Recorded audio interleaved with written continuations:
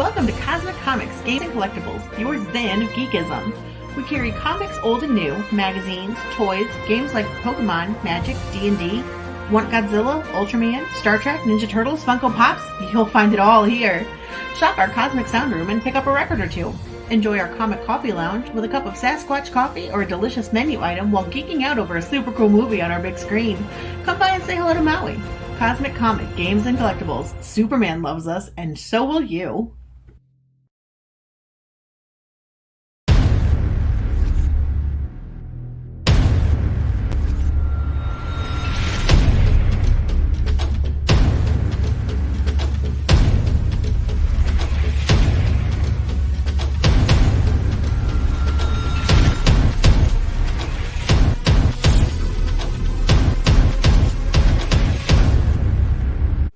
It's a Wednesday, Monday, and by Wednesday, Monday, I mean that's like, you're like still thinking, yeah, I gotta get this week started, and then you look up and like, holy crap, we're in the middle of it. So if you came here for Cluster Fudge and you saw all the tweets all day long that says, let's unpack some fudge, come get fudged, I apologize. On me. This is not the mature audience's Cluster Fudge book on Indiegogo. This is the all ages readers book, Cyclopian, the great Cyclopian. I keep wanting to call him the mighty Cyclopian. Hey, there was Amazing and Spectacular and Web of. Why not? You can do that. Parallel storylines, just getting extra number ones that way. But it's the great Cyclopian. Issue number 3 on Kickstarter tonight. So before they walk off and just leave me here, I'd like to bring Diana and Chris Tmulovich to the show. Welcome to the cluster. You know what? It is kind of awesome. Perfect because, like we said pre-show, the confusion is apt because the C, it's the great C. C word. Yeah. So any series we do after this will have to be named something other than a C word. And I didn't catch it. Because once I had to work, I got to work early today at 11:15. I literally had no time to look at my phone, so I never caught any of your tweets about Cluster Fudge. I know in my head we were doing the Great Cyclopian 3, not Cluster, but Cluster is cool too, so that's all right. It is a cool book, but it's a totally different read. Really, very different. But it is good that at least people know that we do both. A little bit. They know now. Yeah, and that's fine. We don't really hide that whatsoever. It's like, because it's a one-man show, I have varied taste. And Cyclopian, the great Cyclopian, what's that? It's a two-person show. Two-person. Yes, that's true. Well, she's more than a person. She's like my deity. She keeps me on track. So well, let's not go overboard now. Well, she's my queen. Yeah. Oh. Yikes. Yeah. So the Great Cyclopian 3 has a very slow start, but we're here tonight to say that is a great book. He follows. Well, you mean the Kickstarter's been a slow start, not the book. The book has been slow too. Where it's the first time we presented it to the world on Kickstarter. No, it isn't. Great Cyclopian 3. Well, yeah, but we've done 1 and 2. Oh my gosh. I'm talking about 3. Yes, okay. We've done 1 and 2. Yeah. I wasn't talking about. I hope so, because I remember reading them, and I'd like to think I'm not having a stroke. You're not at all. You're not. It's an ongoing series, which I think is something we're finding. Crowdfunding is very interesting with ongoing series. Now, obviously, Carmen America has pulled it off, and there's been quite a few that have. Yeah, there's been a few. But it seems like there's a rhythm that we have to discover because maybe an extra month in between the book. I don't know. We're going to try to figure that out because the market is kind of adapted to waiting for their books, which is something that surprises me. It's actually an okay thing to me because everything in our world is instant gratification. Right. So it's okay if you are in the anticipation state for a little longer, I think. And then when you do get the book, it's even that much more. Well, that's kind of what I'm pointing at. Like the market seems to dictate that you can take longer. Where when I was growing up, and probably you too, I remember every month there was a book. And if it wasn't, if there was a problem, you had a guest penciler all of a sudden. Yes, we did. Or a fill in or something happened to get that book out of time. I mean, we have our biweekly show, the LCS guys, on, and Michael Tierney has mentioned a couple of times that we have continued to have weekly deliveries of comics. World War II didn't stop us. 9/11 didn't stop us. Pandemic stopped us. Suddenly we couldn't get out books anymore, and it's crazy. now we have an excuse for late books. We can say, hey, we did it before, we can do it again. Oh, it's 8:08 where you guys are. Wow. So, sorry about that. You're using one of them fancy Apple machines to do this, aren't you? Yes, I have the iPad on. It's actually running through the green screen behind me, and then the office over there is only partially green screen. So you get to see the Cyclopian, 6-foot tall Cyclopian that was at all the conventions we did this year. Right. It's been retired. Chris has retired him. Well, he's now formed a crease where they fold him, like Sure. he's printed and he unfolds. And once you can see the white line, I'm like, nah, that's like the old, VCR tapes. It goes in the office now. Because you want to present your best image in a convention, Of course. Plus, I broke a piece of his cape off. The world did not need to know that. I did. All right, so RJ, Yes, it's your turn to talk. my turn to talk. Well, Yes. Questions. have the former books been on Kickstarter? I don't remember if you were on Kickstarter before. Yes. Yeah. They've all And been it's on. like, has he ever gone to Indiegogo, Cyclopian? He has not, and we've had requests, and I've been kind of. I'm thinking I'm going to do something after the holidays. I'm going to do something with all 3 books on Indiegogo. Well, truthfully, we could do it with 4 because by the time we're ready for our next one, Cyclopian 4 will be ready. So I'm thinking we could even have like a really good campaign on Indiegogo offering 4 as the main feature and also offering the full series 1, 2, 3, and 4, I know that. Hello. Hi. What do you want? You said this is the adult book, and they're talking Cyclopian. You want to talk about? Yeah. Okay. Hey. I told him it was that he couldn't talk tonight because we were going to talk about Cluster Fudge and that he wasn't old enough to read that one. RJ, that's so funny. I'm sorry. You were so funny. It is the Great Cyclopean. You liked that book, didn't you? Oh, yeah, that was cool. I liked it. You got one big eye. Yeah, there you go. He does. And I don't have one handy. I was going to show you. We got a coloring book we need to send you. Oh, yeah. I like the color. Well, I really like the color. We put together a coloring book for a show. We were doing a kids con in Maine, and it came in the day of the show, so we didn't get to give it out because we were in Maine and it came into Massachusetts. We literally designed it. I'm going to grab one real quick because I think it's something that may. Well, no, basically we made like a good coloring book should. It's one-sided. It features most of the art from Cyclopian 1, 2, and 3.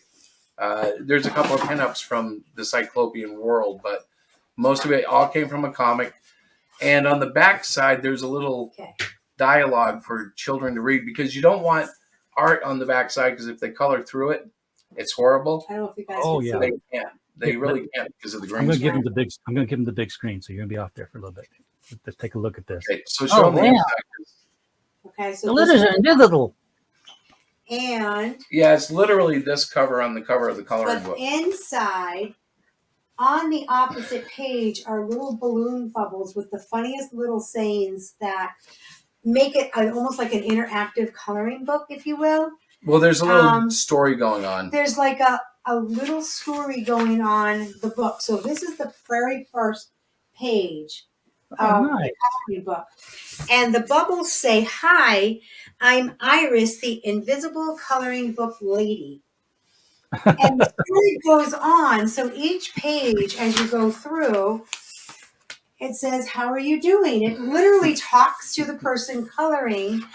And it goes on and on. It says the artist told me the publisher wants the coloring pages to have art on one side. It has a conversation with the colorist. A little explanation because, like, if they're going to use markers on this, I don't want them to lose a piece of the artwork on the other side. Sure. And it also has,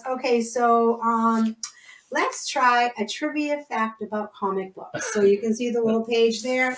So then you turn to the next page, and again, it's an all ages book. I would think that the middle schoolers would really get into this. And then it tells you, published in 1897, The Yellow Kid in McFadden's Flat is considered to be the first comic book. But we proved that wrong on here. She did prove that wrong. So yeah, that's actually. And so it goes on and says, it talks about the fact the term art can extend to writers, musicians, actors, and more. So I absolutely, when he came up with that idea, I was like exactly what we were looking for. We were super excited to be able to give it away at the Kids Con. That was supposed to be part of our spin the wheel prizes. Right. We do. And so I was really excited. The books, they literally came in the day we were at the show. I'm like, oh, I missed the cutoff on getting it to print. Sometimes you know how that happens when you're sending them out to print so that you can have your books. It was like a week too late. But you have them now, right? What's that? You have them now, don't you? Yes, we have them now. Absolutely. So my thought was, if we got any backers during this show live right now, I would throw in a coloring book, one of those coloring books. So. Okay, you know what to do. You know what to do, don't you? Get your credit card out. You go get your credit card. You can't run the show without me. I can do that. I Well, guarantee you can't. I guarantee. So, anyways, we're very excited, very proud of the coloring book. That will be included. Well, I've given a couple away already because I know a lot of kids, and I didn't know that. And they're they're very popular.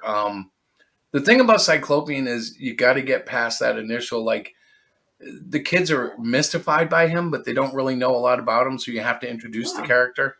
Sure. And the coloring book has been a great way to do that. Well, that's why I loved it, because it wasn't like you got this huge book talking about a character you know nothing about. It was like, hey, I'm gonna have fun with this, and like, who's this Iris? And then, anyways, I liked it. I am rambling now. I hate when I like the idea. I used to do watercolor in my coloring books, and yeah, that would bleed right through.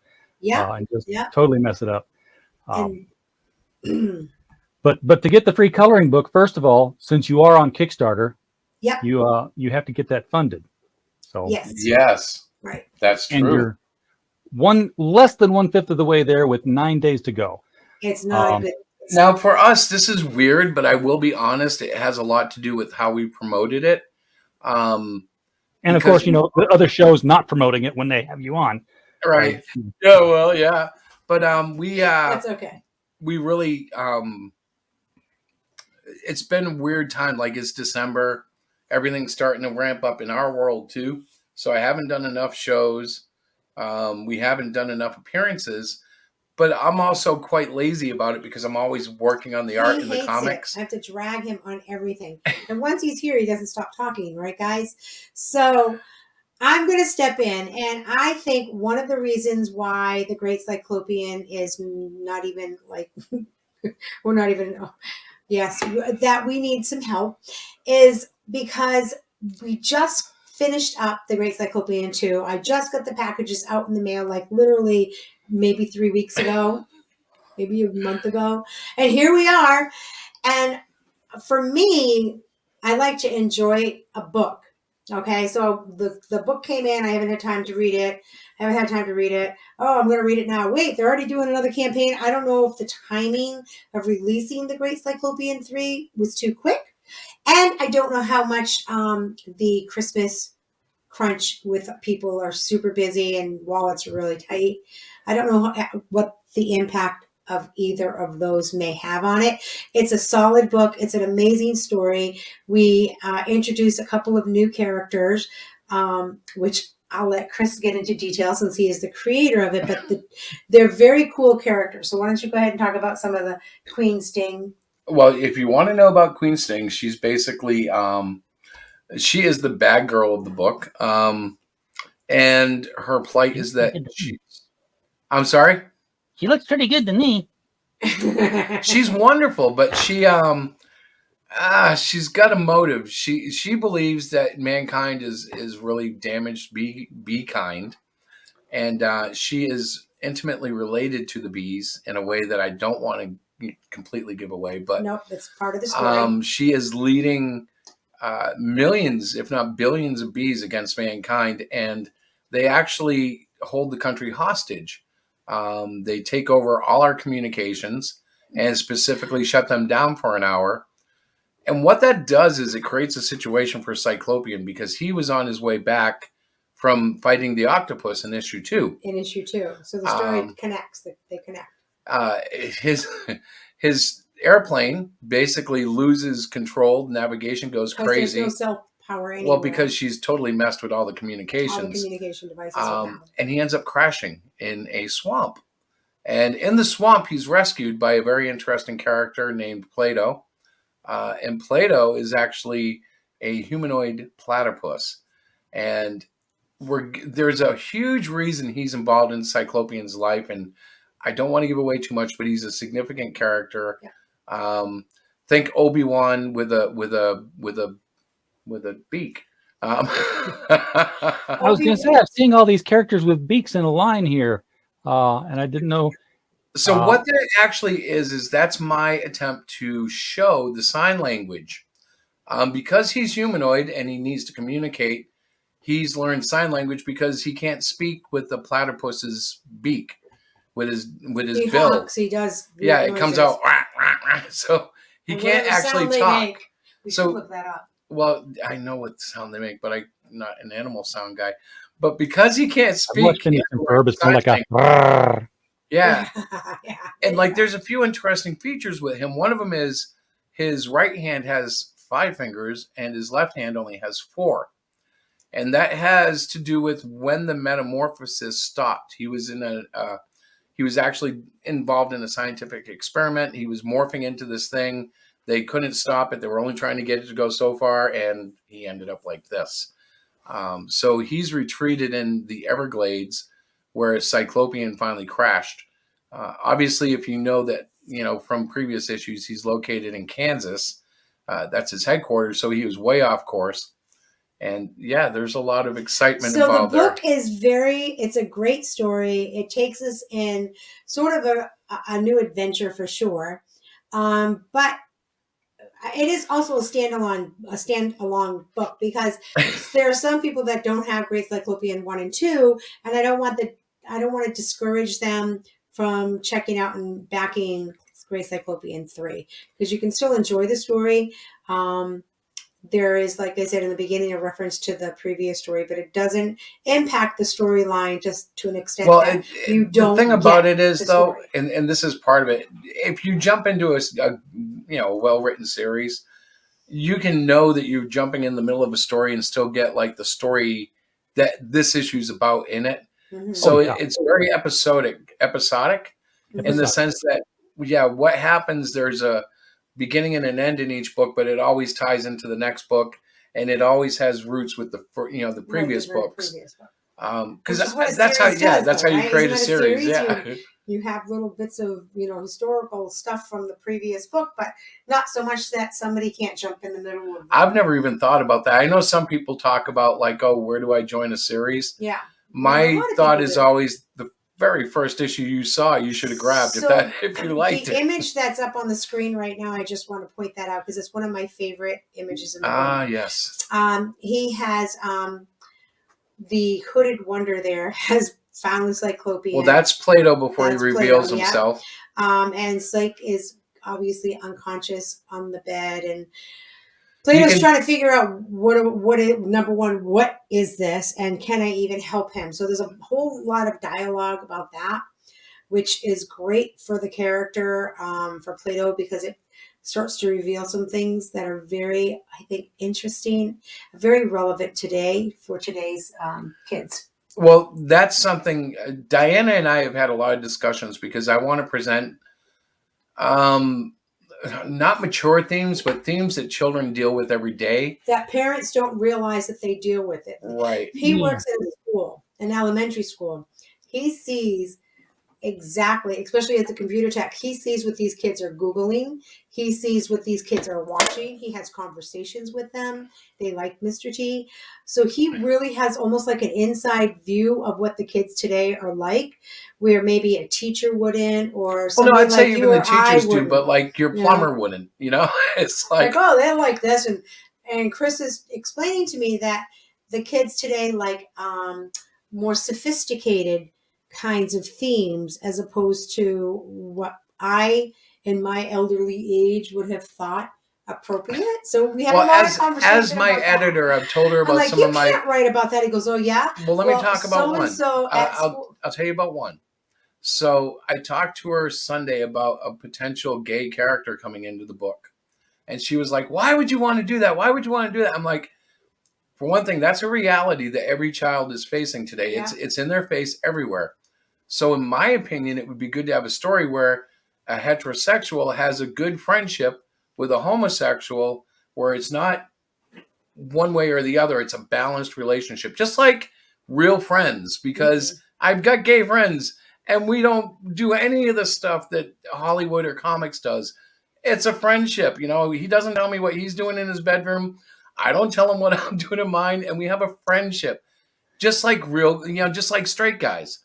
So Yeah, it's like, I well, think that needs to be shown in a comic book so kids know they don't have to either be bigots against it or be overzealous about it. It's a fact. It's a personality trait or whatever they want to call it. It's something every kid has to deal with Nowadays. and in a positive sense makes They sense. have to deal with Right. that And when I now, brought it up you to know? her, she was like, "Do you think kids 9 years old deal with this?" And I'm like, "Yes, I know they do." Right. And see, I would Um, have never thought that. But yeah, they do. We have, same sex marriages. We have all kinds of stuff. So it doesn't get into all the whys and any of that. It's a simple conversation. well, I and don't it's want people it's to think also that not about siding with one it's side not or the other. siding or anything. It's showing that we all work and live together, and it can happen without We can be anybody friends. grandstanding. Exactly. We can be friends. Right. We yeah, all that do, was. you Uh, know?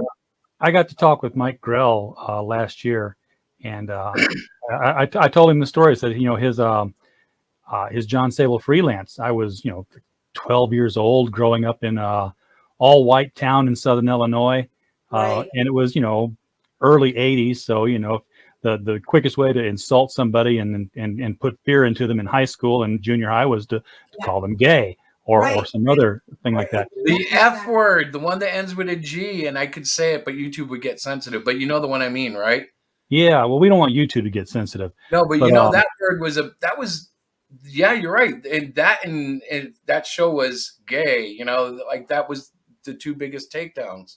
yeah. He's right, Yeah, yeah. exactly. And if you got stuck with that, then you got shunned, and people were some people were afraid of you as much as other people would just hate you. And I was like, wow, that's something I never want to. I don't ever want to be around that. Right. And in the John Sable book, he ends up having his date has to ditch him and says, "Here, take my friend instead." And he doesn't. John's like, well, why aren't you going out with him? She's like, well, I'm not his type. Oh, what's he like? Short, fat, and dumpy? And she's like, no, he likes tall, dark, and handsome. And Right. and John is like, yeah, and he's like on edge the whole night, just side glancing this guy the whole time. And when he drops him off at home, he's like, you don't sleep with every woman you meet just because you're straight, right?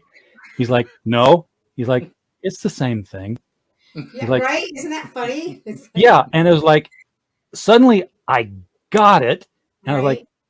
oh, Yeah. okay, and I was like, just a whole ton of phobias just like went out the Right. door at 13. I was like, oh, I'm probably much more enlightened than anybody else in my high school right now. So That was a big thing back in the 80s, though, because he's right. Like, I knew gay people, but they were in the closet, and you didn't mention it. It was, but now it's different. Back to the story. The reason Yes. I brought that up because I think there are parts of the story that are very relevant to some of the kids today. And it's not a book whether we're pro or con. It's not anything about Well, any of in that. terms of this issue, though, the big thing about this issue was actually demonstrating the sign language a little more. One of the things we heard about the first 2 issues was I didn't show enough of it. Right. So I wanted to introduce another American Sign Language character. Mm-hmm. And of course, I couldn't just introduce a deaf person. I had to introduce a unique character. Now, Plato the Platypus is based on my son's desire to have a platypus superhero from the time he was a little kid. Yeah. So I told him about this character, and he was like, "Dad, you know, I'm not really into comics. I'm like almost 30 years old now." And I was like, "I don't care. Plato the Platypus is becoming a reality." You were a little one, So I dig it. that was the inspiration. Go ahead. So your world is just populated with so many bizarre and cool creatures. Well, I'm sure you noticed. No, maybe you didn't, because I don't know what we showed here. No, we didn't. In the end of the book, the government decides to send in a team against Queen Sting because Cyclopian has disappeared, of course, because his plane has crashed.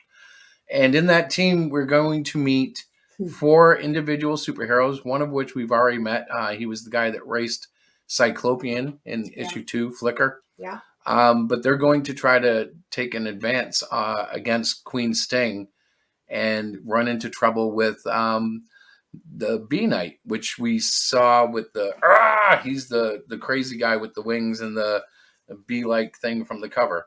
I know, Lorenzo. He doesn't stop talking. From now on, guys, I'm coming alone. I'm going to let him draw, and you can ask me questions, and I'll text him if I can't answer them, okay? No, all you have to do is put me in front of the board and tell me. I'll ask you questions as we go. Oh, my God. Oh, You're so funny. well, spoilers are good. Those spoilers can sometimes sell books. Remember when DC was doing 52?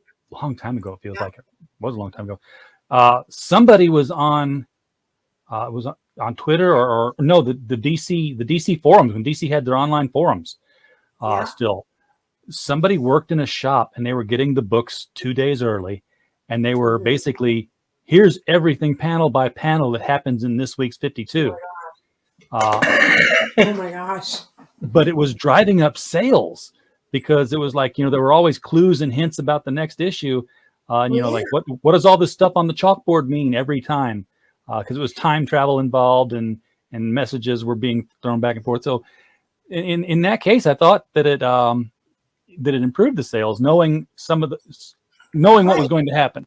Well, but then DC built their forum. The thing too, I feel with, especially for us, and the Great Cyclopean, is that he's still a relatively new guy. People don't really know a lot. We have some amazing backers that are very faithful, and thanks guys for everybody that's backed it thus far. But I think that, yes, there are spoilers, but I don't feel like we're giving too much, because what you're hearing is just the tip. Tiny little bit. Because we would just not, so I know. I just. So you guys know I'm totally loose and wild as a creative force, and she filters me as much as she can.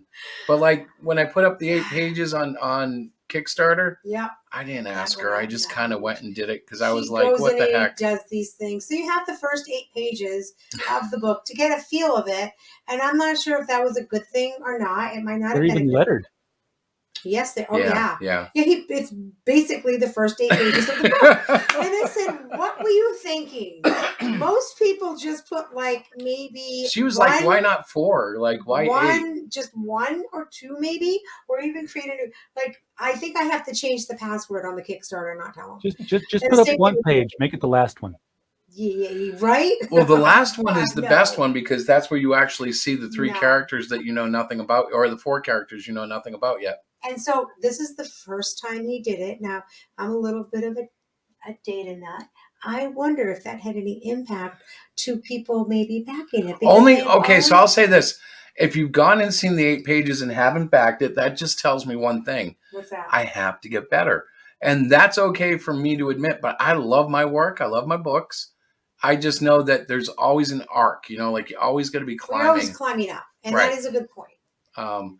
But if it doesn't get backed, I just take that as incentive to kick in the turbo. And he'll cry for a week. He won't be on any streams, guys. So don't let Mr. Braveheart over here. Well, I won't cry for a week, but she's right. I'll mope around for a couple of days. He will be a big baby. But what happens is I generate that around. Help me. Never mind him. Just stop talking.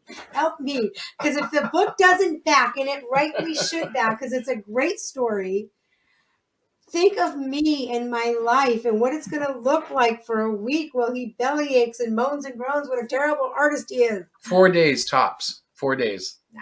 Anyways. I need to know something. Who's the guy who's got the candy corn for a head? The candy corn for a head?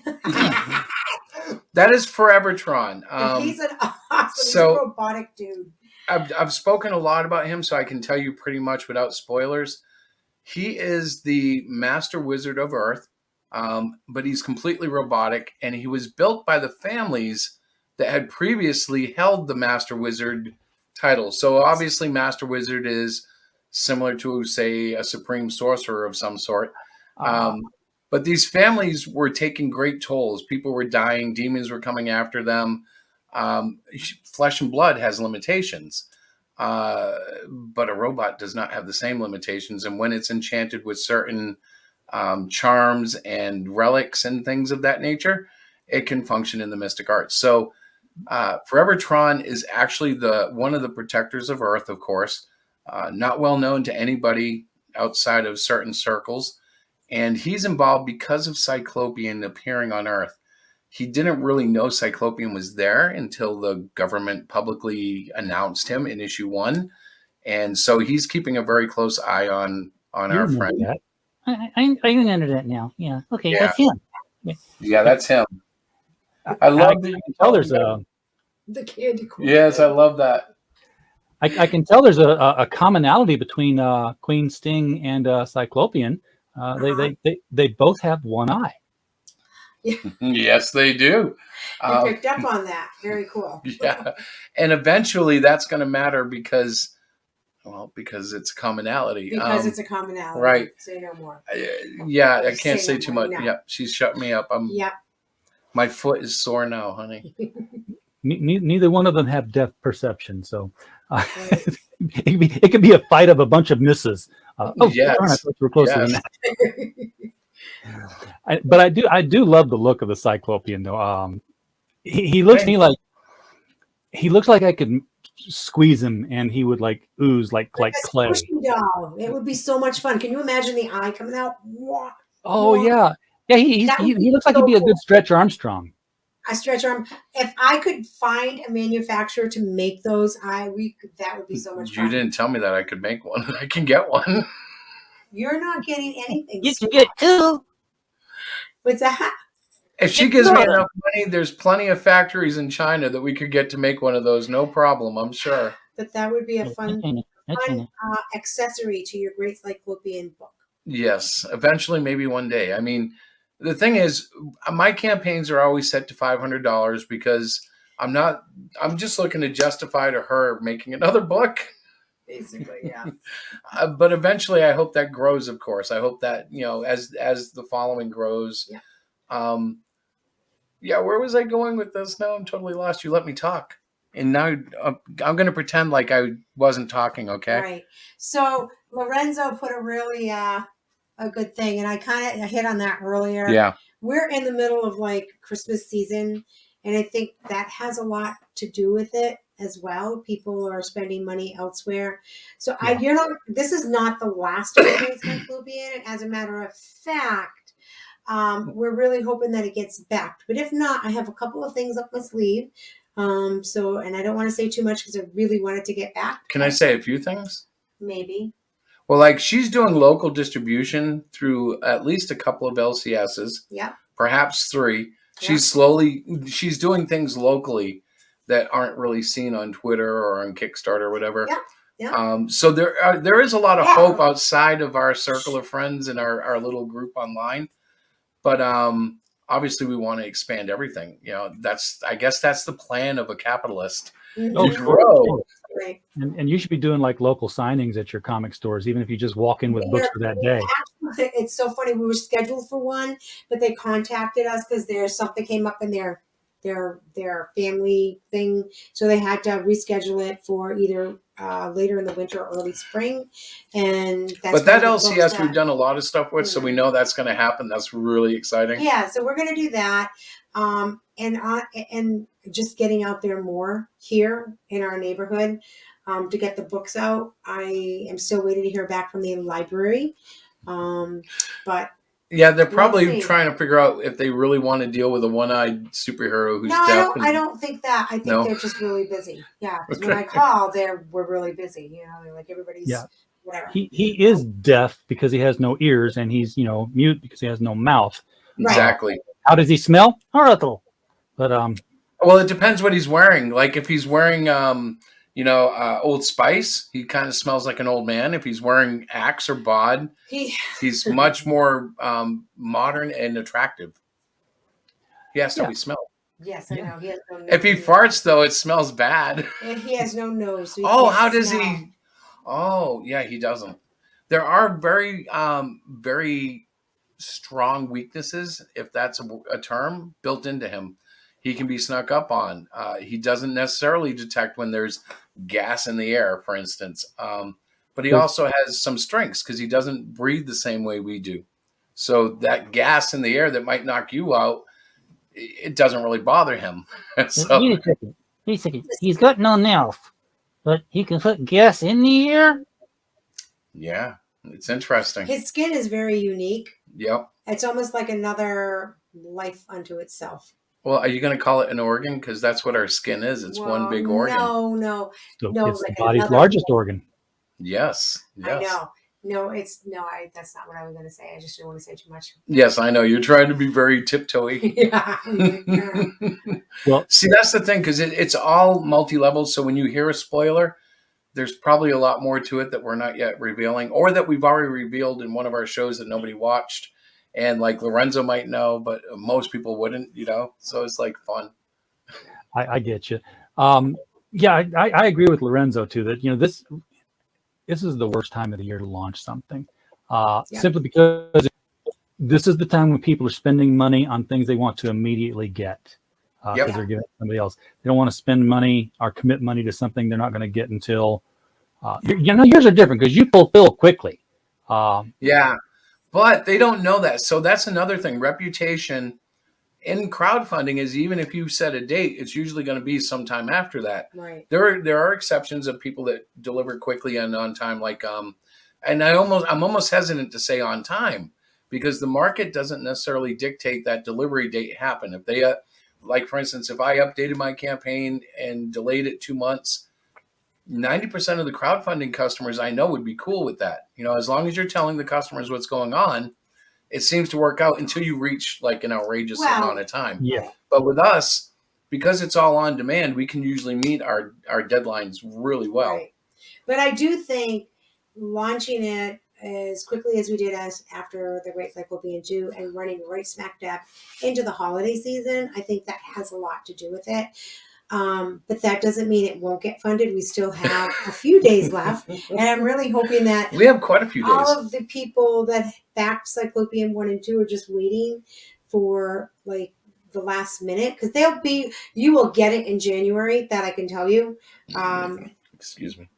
And I mean, so if you're thinking of somebody in your family that likes very unique comic books, or you think maybe somebody who is deaf that they know or whatever, you can buy it. You could give them a printout of the thing, put it in a card, say it's coming soon, and it'll be in January. So the book you will have them in your hands in January. Needless to say, we've learned a lot about the seasonal approach to December this year. Yeah. And actually, last year I did an issue of Hero Shack in Search of Heroes, and I only did it PDF. Right. Because there really wasn't any time to do a whole thing. Right. And so I didn't really realize, Marmalade, you're so sweet. I didn't even realize what was going on. He's trying to type in and buy the book. Yeah. I understand, honey, I didn't want to do a Kickstarter in December. You did. You spazzy do. I'm telling you guys. Well, what I want to do is achieve a system where we can put out a book a month. That's his system. That's not my system. And if not a book a month, looking at. bi-monthly, but I'm trying to. What I'll have to do is learn the rhythm of the crowdfunding cycle. Because most guys, when they put out a book, it's usually what, a year, 6 months. Yeah, Like, so the ones that are on a cycle, if you're going to look at Kickstarter, I would look at Miskatonic High, because they do a book every 3 months. And they're on. That's for a year. Yeah, and they're on book 13 now, and they've been maintaining that rhythm. So they got that one nailed down. I don't know how they get through the holidays. Well, I know how to do it. They've got it scheduled so that they're fulfilling one right now. So they'll kick one off in January. Exactly. And that's where we missed the mark. I believe had we waited for the month of December and not done anything, finished up our Cluster Fudge 2, and then in January, middle January, whatever, boom, bang, come out with Great Cyclopian 3, I think we'd be looking at a different picture right now. But with that being said, it's still a great book. Well, and that being said, I look at it like this. Even It's a only PDF. it's only $500. So as the time gets closer to the end, I'll start really getting nervous and going on shows everywhere and everything. Yeah, I'm but hoping. again, I'm it's hoping that I Kickstarter find too, a so way. it's always a last stage climb. Yeah. Last day it'll shoot up because that's when people know their money's not held up. Right. They actually get rid of the money. They take it that day. Right. Well, I mean, right.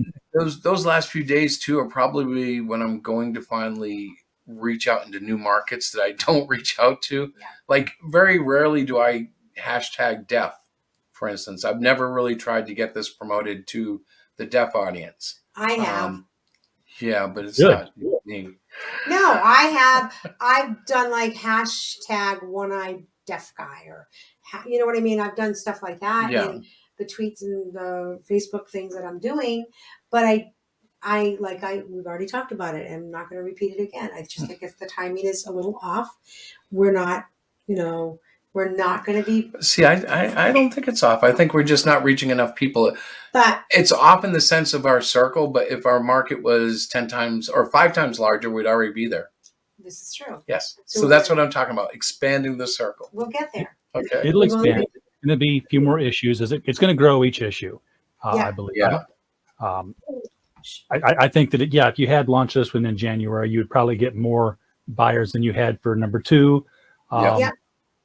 Did you get more buyers for number 2 than you had for number 1? I believe we did. Yes. We Yeah.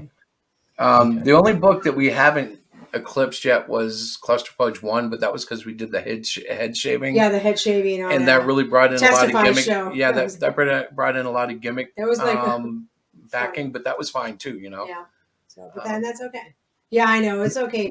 We're not going to shave your head. But look how fast it grows back. I know. That was just 8 months ago? Yeah. Yeah.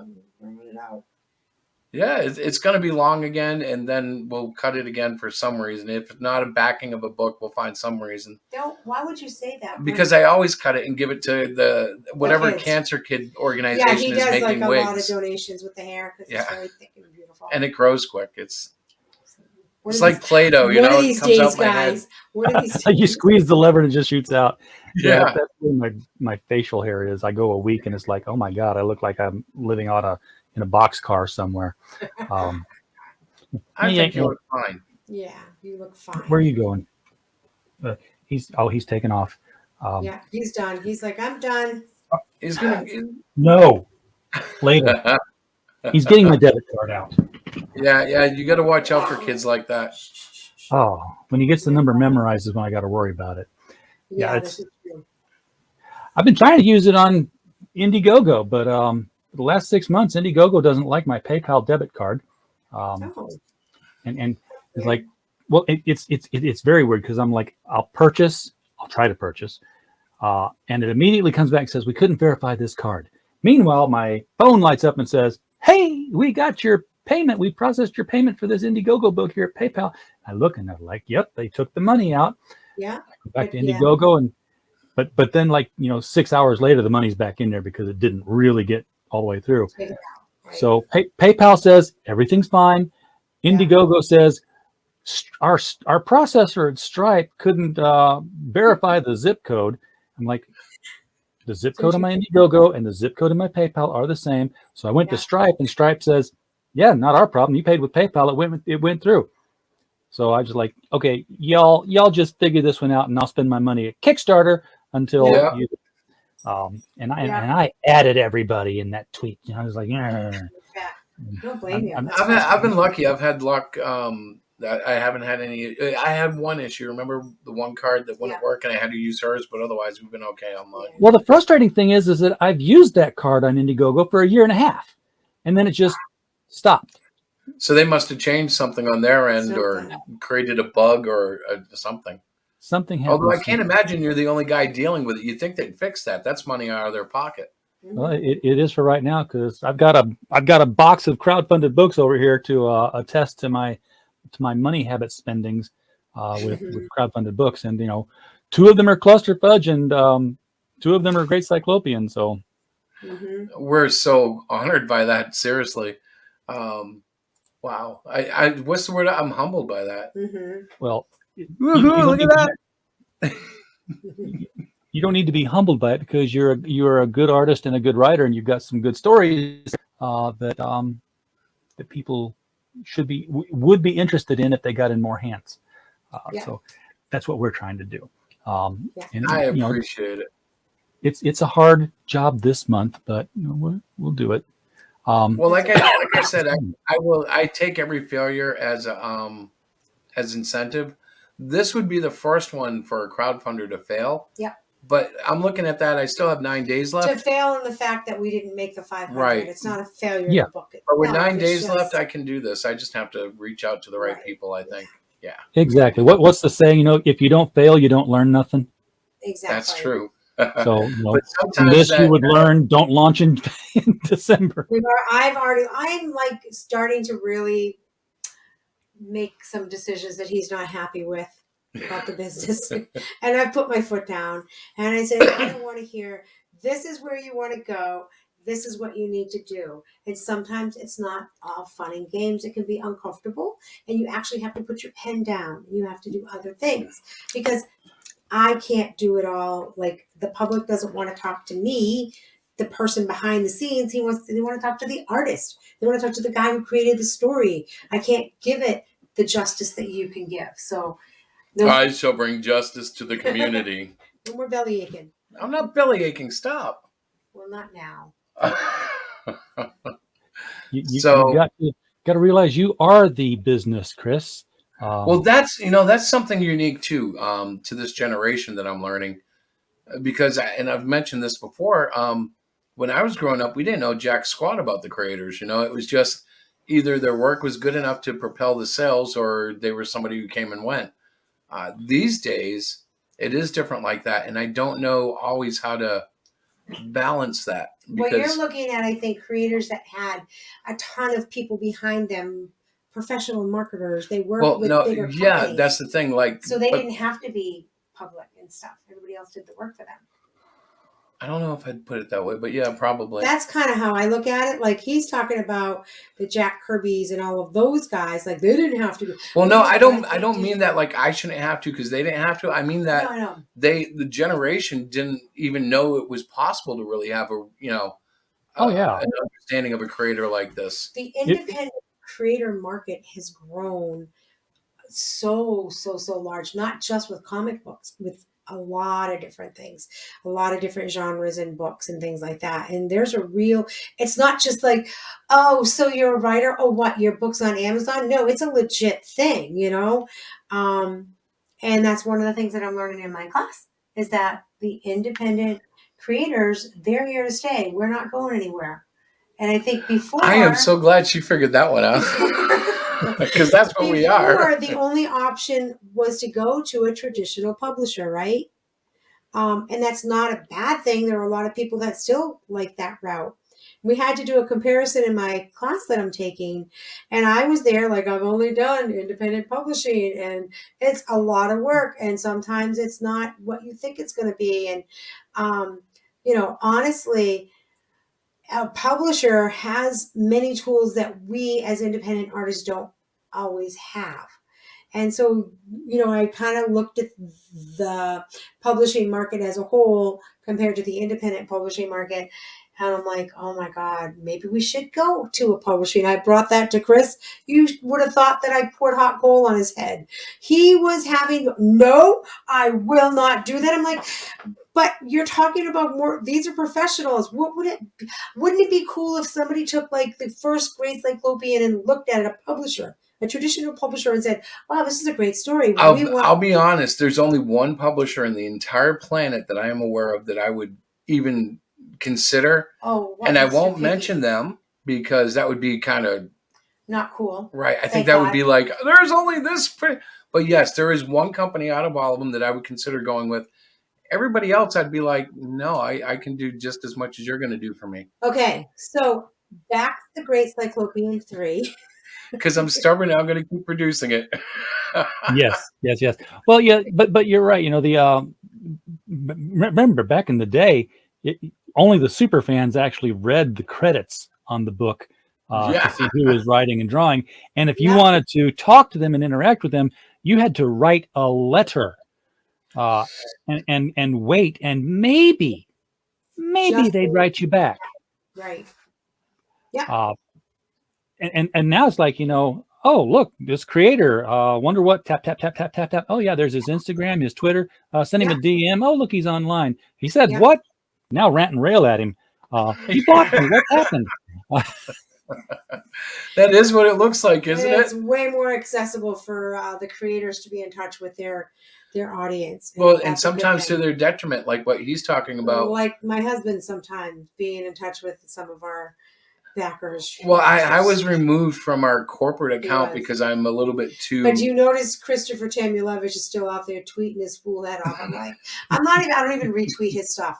Like, nope, I'm married to him. I don't need to Well, we just have to make that little disconnect so that there's a corporate and there's a personal. However, many people know that you are who I don't hide who I am. I just don't think it necessarily has to be the front of the corporate RJ. picture. You can't let him tweet so much, Melania. But it's fun. I actually got that. I said to somebody, I said, I'm going to go in and I'm going to change his passwords. And he's going to have a conniption. And he's so good tech-wise. He'll be changing them all back. What the heck is going on? No, it's just, you know what? I turned off notifications and that helped a lot. Thank God. Yeah, it does. I'm about to turn off notifications on my YouTube thing because that's all my phone does is like, this person went live. Yeah, seriously? Yeah. So I turn it on at work if I want to have an excuse to move on quickly. Because I see a lot of people every day. If it's going off a lot, I gotta go. They're texting the heck out of me. I gotta go. Yeah, I used to set my alarm to go off at a certain time, and then I would just pull it out. And if I wanted to go, I'd say, "Oh, I got to get this." And if everything was fine, I'd just say, "Oh, I'll call them back." Yeah, we all do that. Same ringtone, so it didn't matter. It's the wonderful age we live in. Yeah.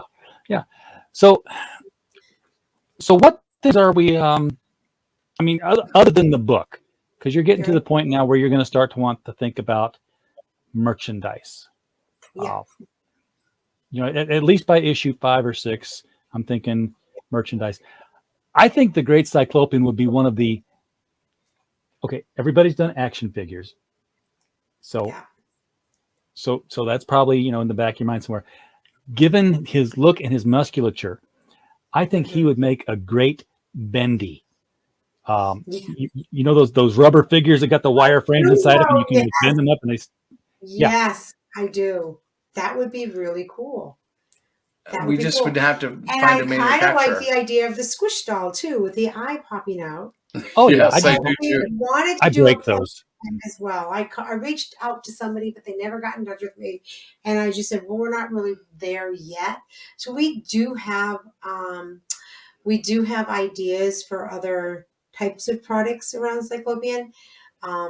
Currently, we have T-shirts. We have the T-shirts. Yeah, and she's been doing perler bead. We have a perler bead that went like hotcakes at the KidCon. Right. And they're just little stand-up perler beads. They look like an 8-bit piece of art. Yep. It's based on the 8-bit art trend that you see in the conventions. If you go like boots. Yeah. And so we have a perler bead of Cyclopian. We actually have one on our website. We did a Christmas special Right. With the Great Cyclopian books and a t-shirt and a perler bead for $60. We've sold, we have sold some of those, which is cool. But they're a cute little fun thing. The kids love them.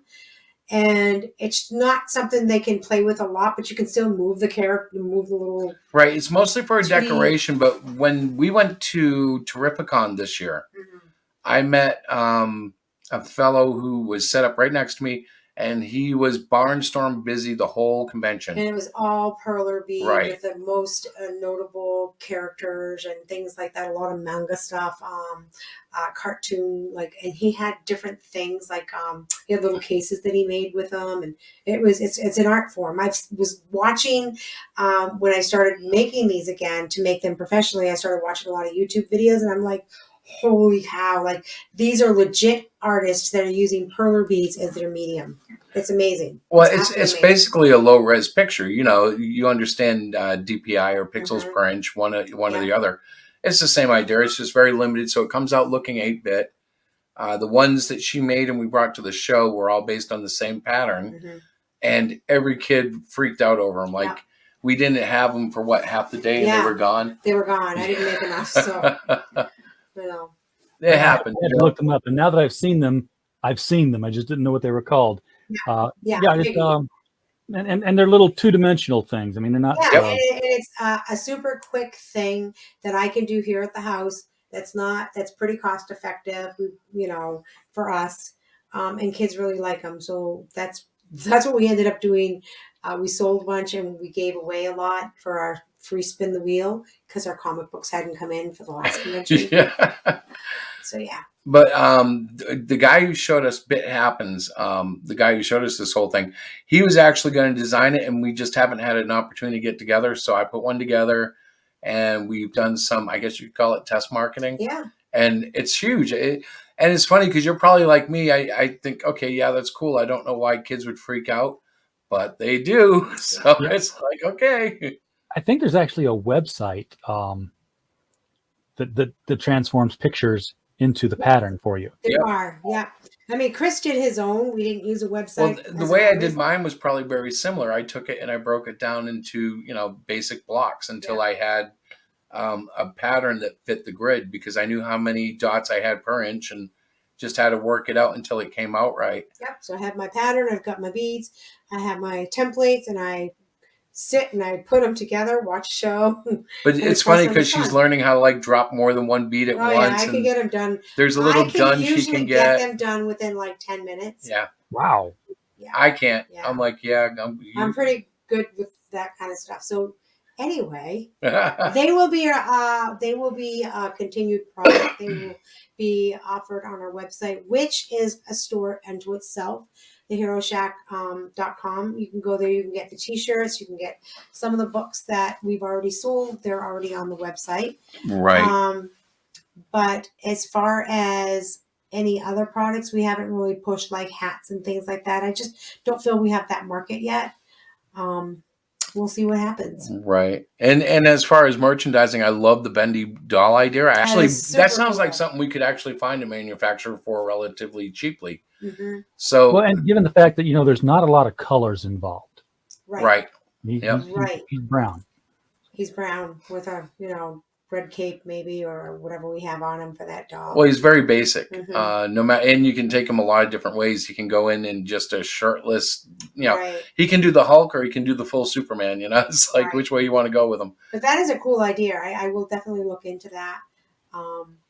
But my priority right now is getting us out there, whether it's the Great Cyclopian, whether it's Cluster Fudge 3 that will be coming up, or Kidclopian that I've been working on slowly but surely, trying to get that. Well, yeah, because ultimately it's about the Hero Shack press company, and these are titles within that. But we don't even we haven't really publicized the Hero Shack press either. It's mostly about the titles right now. Right. But we are looking at advertising HeroShack.com a little bit more because you can go directly to the website, like I said, and purchase some of the books that we've had. And I really feel like that might be an avenue for us to For future for sales. future sales and stuff like that. So Well, like you were mentioning a book every 3 months, it's possible that I could put out, smaller issues between that are sold on Hero Shack, and then put out like, for lack of a better word, a volume or an Right. omnibus of those issues so in a Kickstarter or an Indiegogo. before RJ has to leave, we're taking up a lot of his time. Let's talk about the tiers. There's not many tiers on this particular Kickstarter. We do have the pledge $10 or more just because. We have the Digital pack. digital pack. I think we put it at $7 this time around, but you do get Three the books. yeah, that's $3 right there for $7.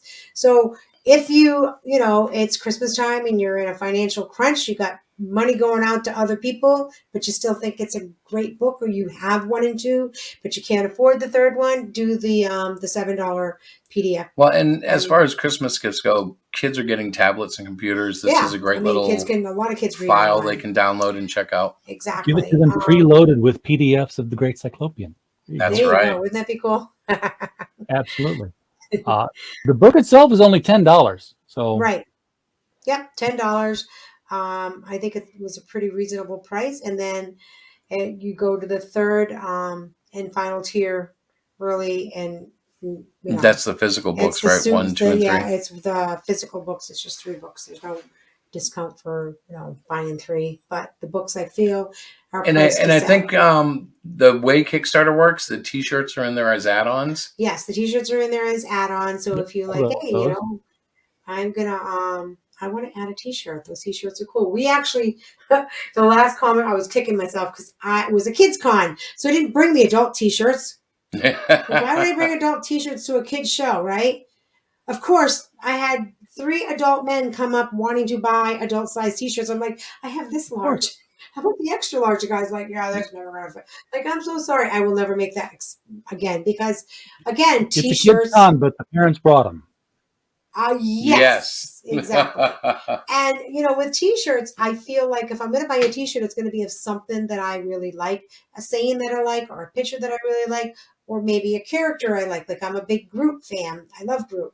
And, of course, I love my little fellow Olaf. Like, I have an Olaf shirt. So, looking at it from that perspective,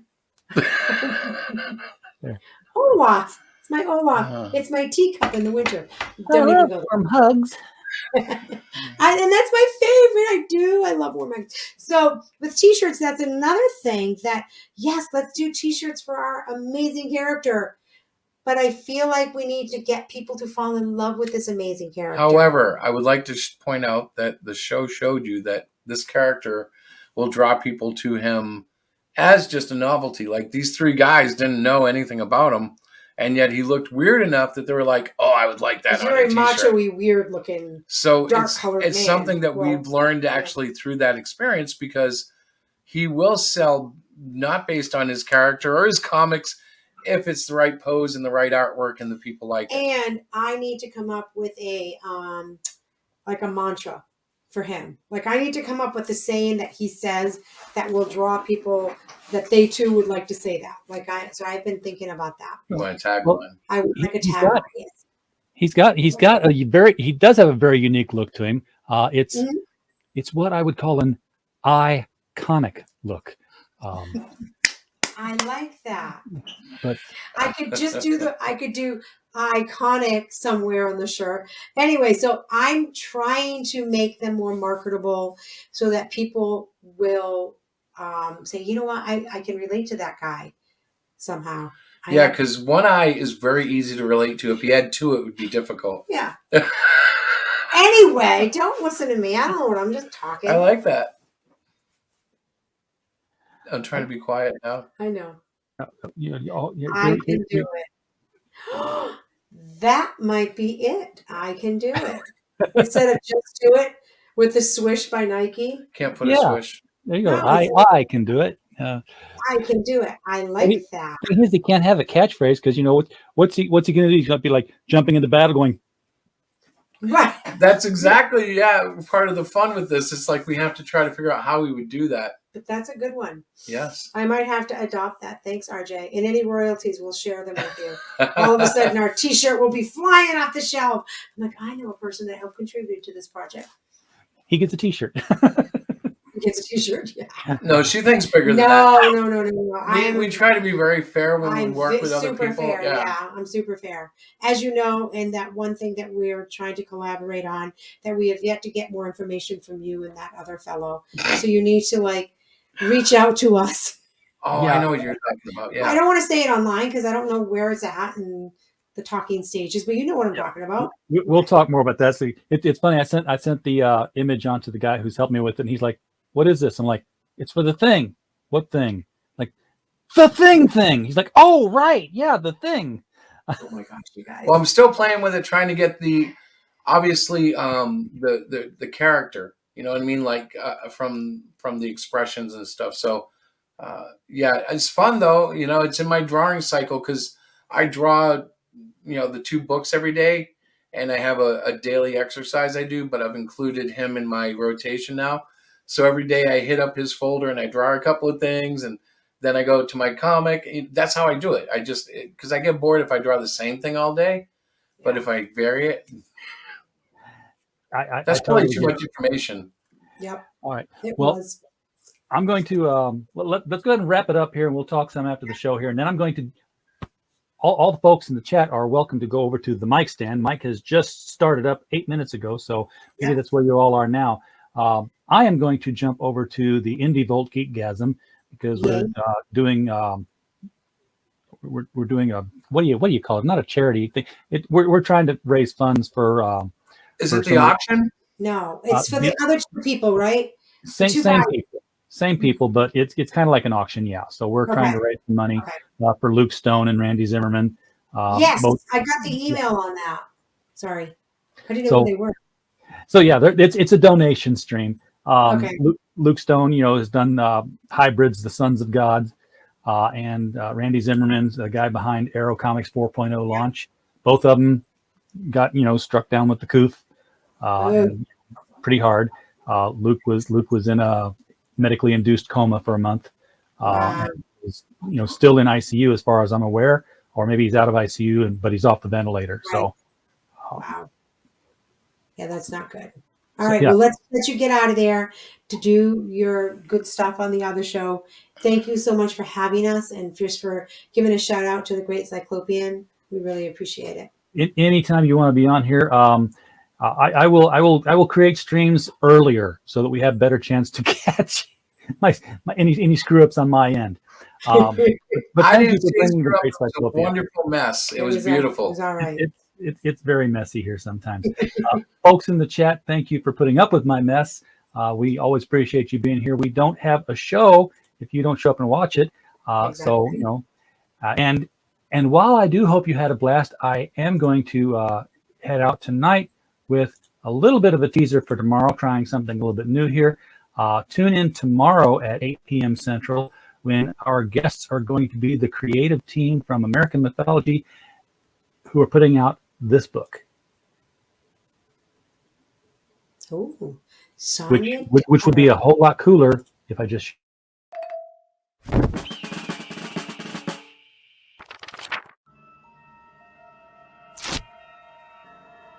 I finally get to meet all my fellow movie scream queens at a horror convention set in a real-life murder site where unstoppable killers at summer camp first started. Ragface has escaped and he's come back to kill again. We have to stick together or we're next. No way. We don't like each other at all. Only because Maddie told the producers she'd work cheaper and more topless than me and sliced into tiny pieces part 6, the slicing. Tess is mad at me because I slept with the director of Vivisection Vixens from Venus. Yeah, Bev. He was my husband at the time. It's up to us to put an end to Ragface's murder spree. We need a plan. I've got one. Oh, hey, guys.